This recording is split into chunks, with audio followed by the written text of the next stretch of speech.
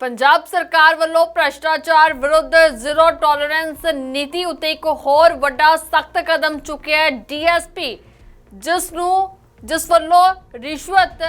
देने की कोशिश की जा रही सी उस दोष हेठ जिहड़ा है गिरफ्तार किया गया। फिलहाल इस कड़ी तो यह साबित हुंदा है कि चाहे किड्डे वड्डे ओहदे उत्ते अधिकारी होवे पर मान सरकार की जो जीरो टॉलरेंस नीति है उसनूं लैके किसी नूं भी नहीं बख्शा जाएगा। तो तुहानूं दसने हैं कि एक खबर सामने आई है जिथे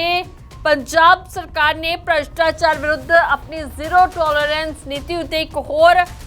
सख्त कदम चुकदिया होया डीएसपी राजनपाल नूं रिश्वत देने की कोशिश करने के दोष दे विच गिरफ्तार किया। फिलहाल जो जानकारी मिली है उसनूं लैके तो दस्सिया जा रहा है कि डीएसपी राजनपाल ने अपने विरुद्ध दर्ज भ्रष्टाचार की शिकायत दर्ज करवाउण दे लई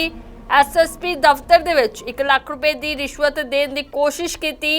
जानकारी मिलण उत्ते भ्रष्टाचार विरोधी विभाग ने तुरंत कार्रवाई करके डीएसपी नूं रंगे हत्थी काबू किया है। फिलहाल एक पूरा मामला कुछ इस तरह दस्सिया जा रहा है कि फरीदकोट की जिला पुलिस ने डीएसपी राजनपाल विरुद्ध विआहता झगड़े की शिकायत दे विच पीड़ित परिवार तो 1 लाख रुपए की रिश्वत लैन ते अपनी शिकायत दर्ज करवाउण ते एसएसपी के रीडर नूं 1 लाख रुपए की रिश्वत देने की कोशिश के दोष दे विच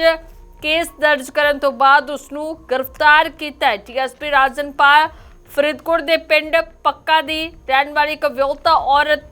किरणदीप कौर दी माफ करा किरणजीत कौर की शिकायत की जांच कर रहे सन जिस दे विच डीएसपी ने पीड़ित परिवार तो 1 लाख रुपए की रिश्वत मंगी सी अते उन्हां दा मामला हल नहीं करवाया। इस तो बाद विआहता औरत के भरा वल्लों इसकी शिकायत जिहड़ी है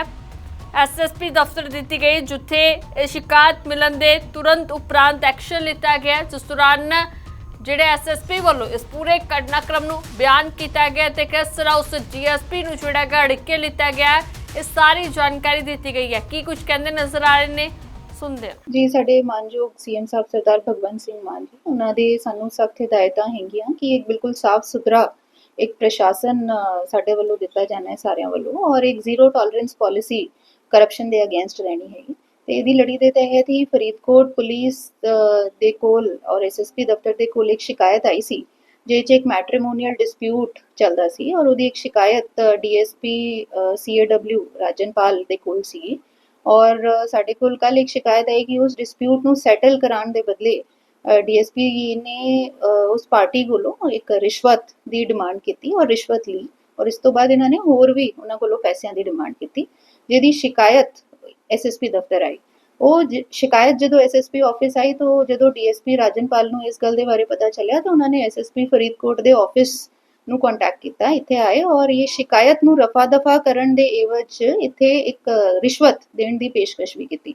सो वो जदों मेरे ध्यान च आया तो असी इमीडिएटली एक एक्शन वो च लिया और ये एक FIR इमीडिएटली रजिस्टर हुई FIR number 289 under section 7 and 8 of PC act at PS city Faridkot और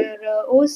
FIR के रजिस्टर होने तो बाद कंसर्न जिहड़े एक्यूज ने उन्हां दी अरेस्ट हो चुकी है और अगे इहदे विच कानूनी कार्रवाई की जाएगी। कितने पैसे पहला जिहड़े इहदे वल्लों रिश्वत लई गई सी और कितने पैसे दी डिमांड की जा रही सी जी? जो इनिशियल साडे कोल इन्फॉर्मेशन है as per the FIR reports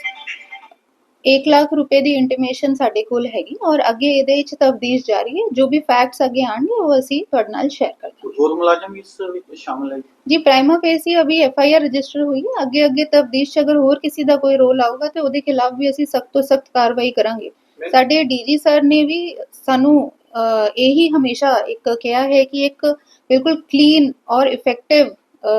governance देने की कोशिश पुलिस फरीदकोट पुलिस की रही है। उन्हां दी डायरैक्शन सेठ पूरी पंजाब पुलिस इसी एक टीचे ते काम कर रही है कि लोगों नू एक ट्रांसपेरेंट और एफिशिएंट प्रोफेशनल पुलिसिंग असी दईए। तो इहदे विच अगर कोई भी इस तरह के काम करन दी कोशिश करता है या फिर वो साडे ध्यान च आऊगा तो असी उह च एक स्विफ्ट एक्शन असी लवांगे। एसएसपी दफ्तर नू कितनी रिश्वत देण दी ना दोनों कोशिश जी दैट इज अंडर इन्वेस्टिगेशन और वो फिर असी during the course of investigation असी दस दांगे तुहानू।